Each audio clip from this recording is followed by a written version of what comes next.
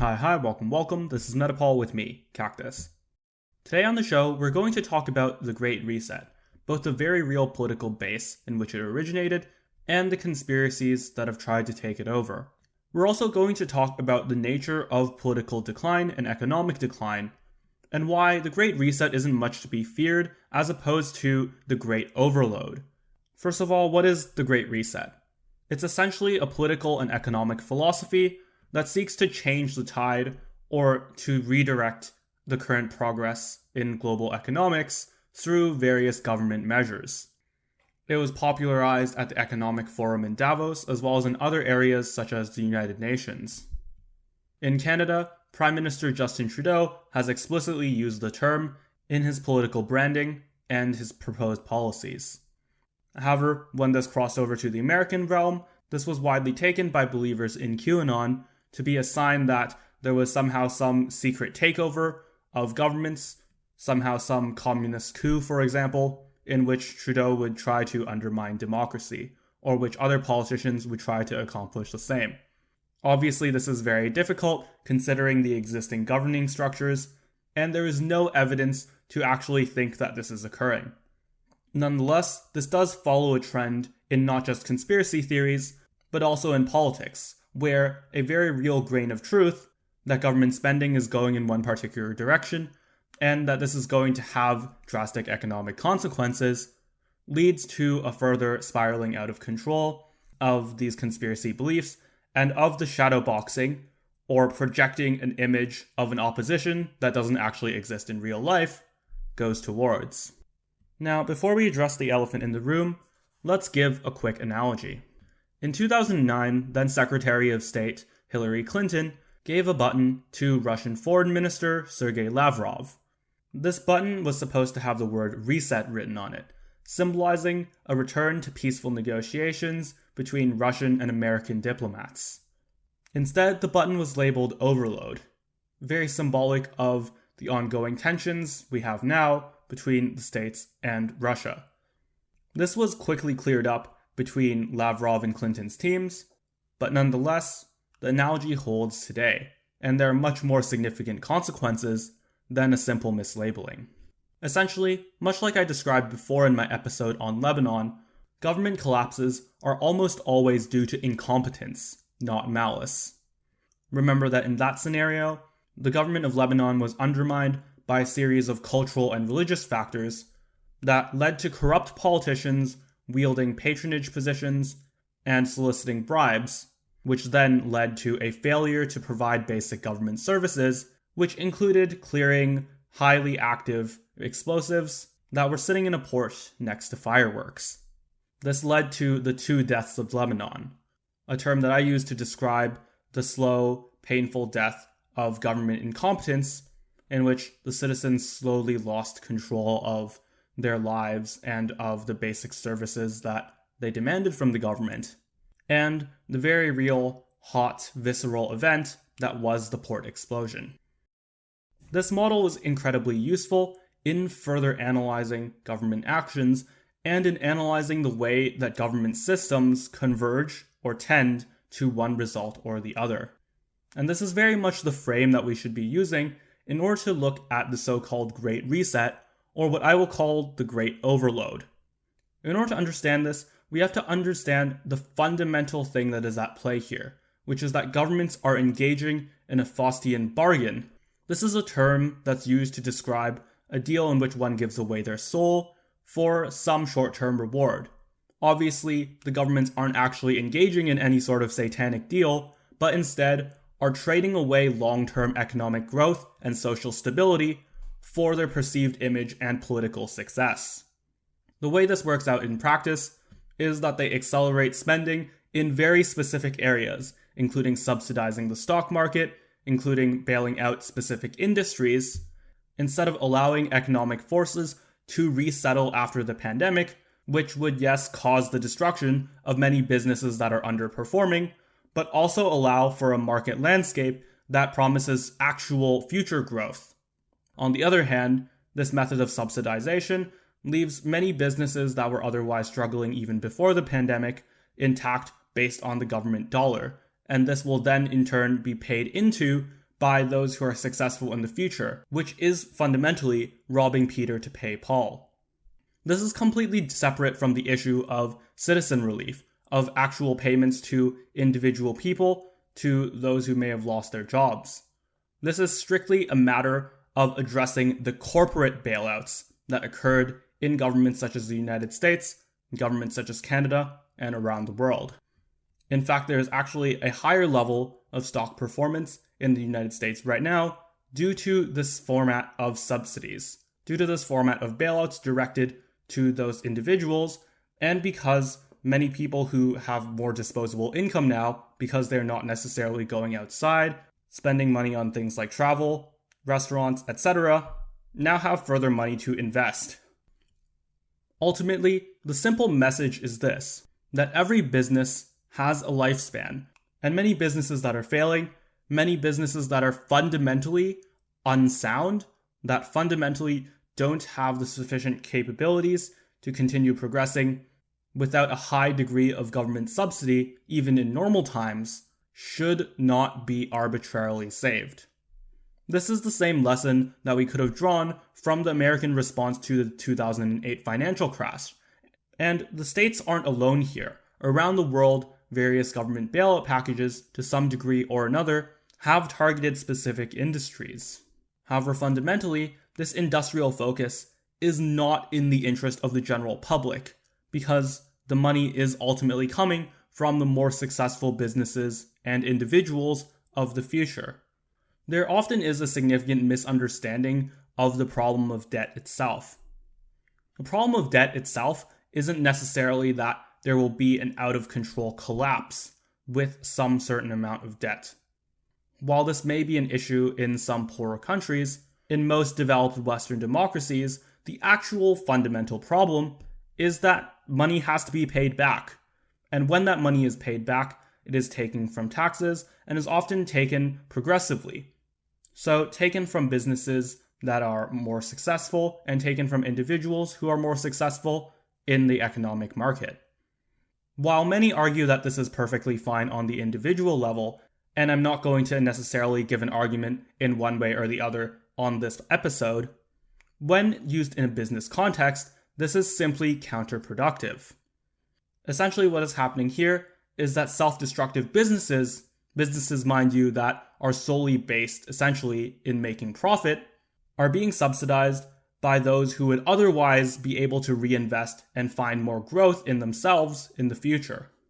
Moreover, because there is no active market for many of these businesses to continue in, more often than not, they're essentially engaging in financial tactics, such as stock buybacks, that allow them to gain further value in the stock market while not necessarily actually contributing anything towards the growth of their services. The other element here is that the risk would otherwise be internalized by investors. That is, that when you invest, you're essentially taking a gamble. You're taking an educated gamble that XYZ business would succeed, and if it doesn't, then you essentially lose the money that you invested, if you invested in stock, for example. This risk should be boiled in to the way that financial markets actually work, in actually calculating the price of any given stock.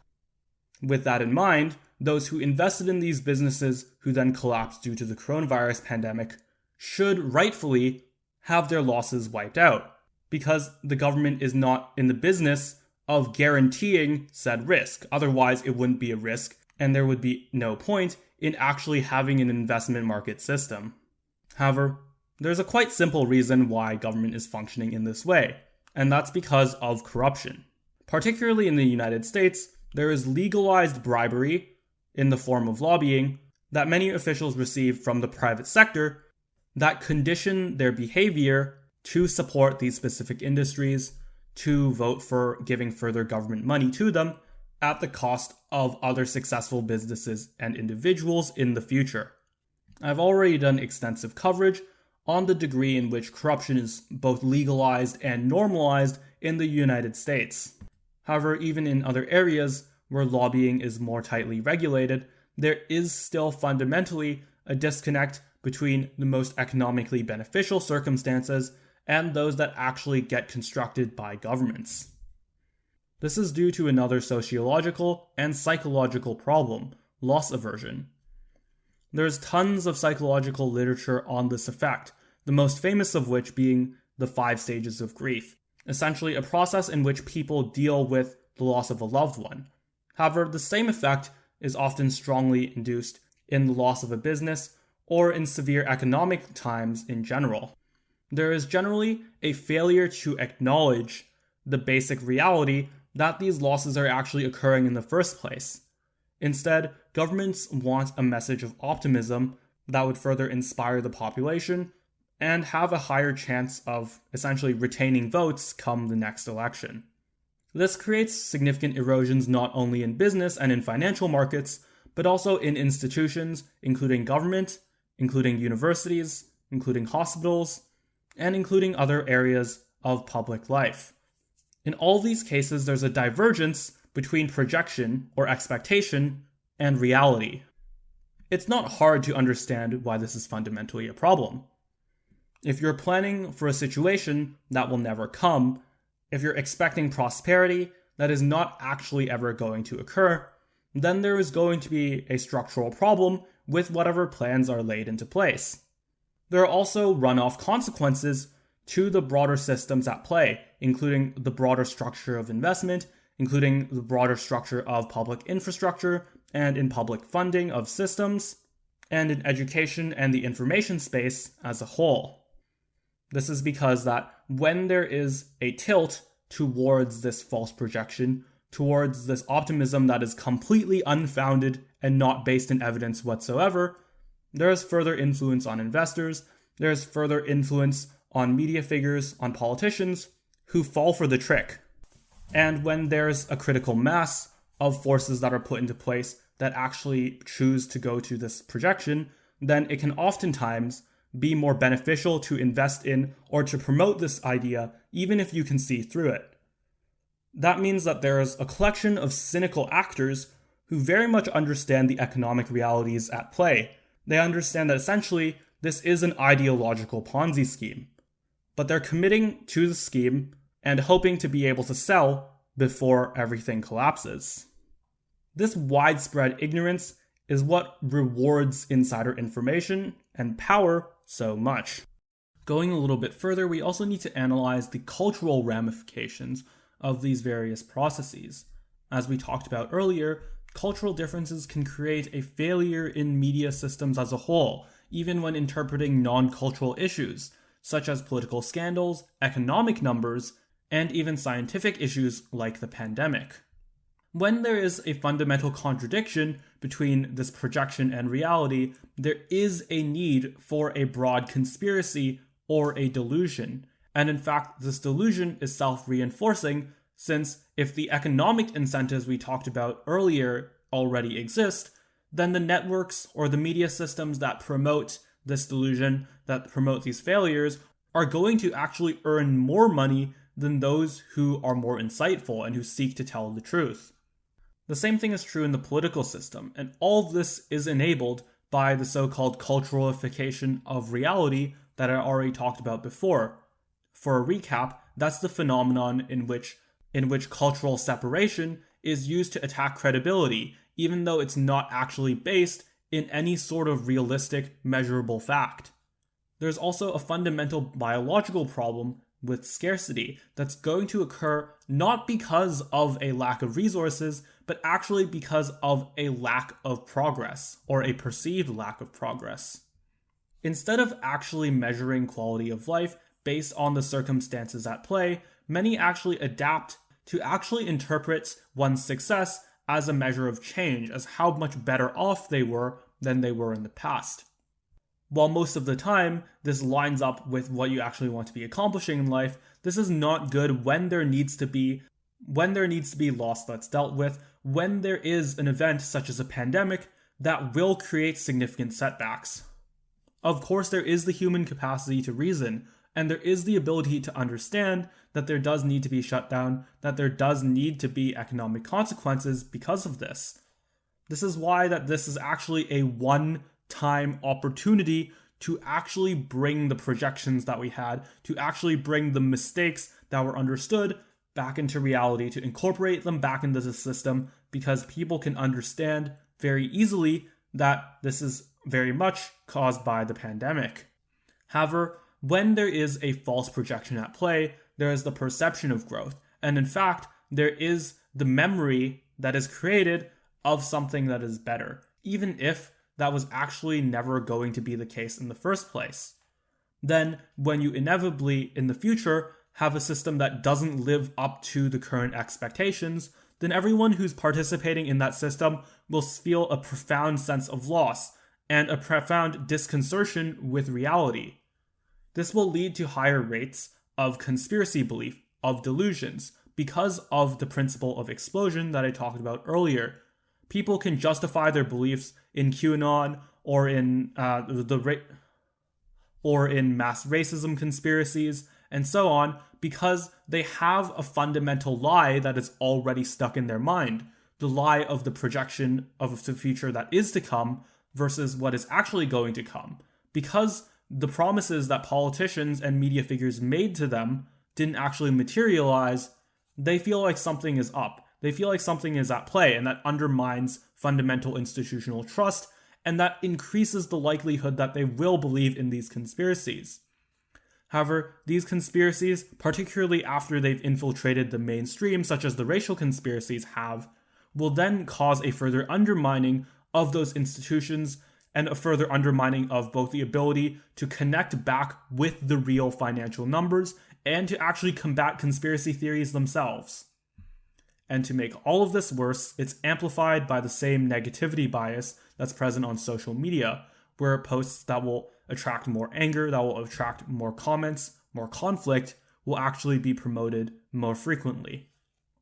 All of this is responsible for a lot of the effects that I talked about in the earlier episodes, including political calcification, in which people become further and further emotionally attached to their political positions instead of basing them off of measurable realities, as well as the shadow boxing that occurs, this need to seek an enemy, because if there's a fundamental distortion of what's to come and you're not living up to the promises, then the easiest solution can often be to say, oh, this is X group that is to blame for it. This is the scapegoating effect, where someone seeks a scapegoat to blame all of the negative economic consequences on. You see this happening incredibly frequently in both the left and the right. Even though the grim realities that might follow from an assumption of, say, QAnon or racial conspiracy theories, or the conspiracy side of the quote-unquote Great Reset, would be much more grave than if it were just incompetence, this is actually something that people prefer to believe, because they prefer to have a sense of one singular enemy. In this way, there is a weird, morbid fascination with conspiracy theories, with shadowboxing, and with assuming that anyone who is presiding over negative economic conditions is acting in bad faith.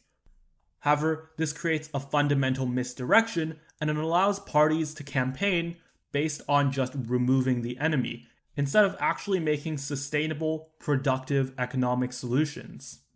This is very much the scenario in the United States, where both parties are engaging in rampant corruption that fuels the very same economic destruction and false projections that have led these conspiracy theories to start in the first place.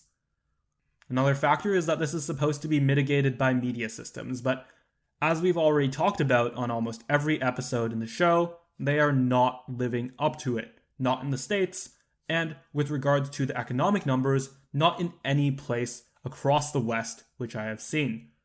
Looking at small sections of the Hong Kong media as well, I don't think this is necessarily present in most Asian countries, or in pretty much every country around the world, to overplay the economic recovery and to create this projection that is inevitably going to cause a disconnect from reality.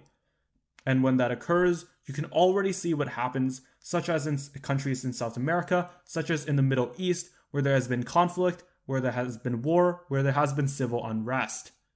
Even in the United States, you can see this happening.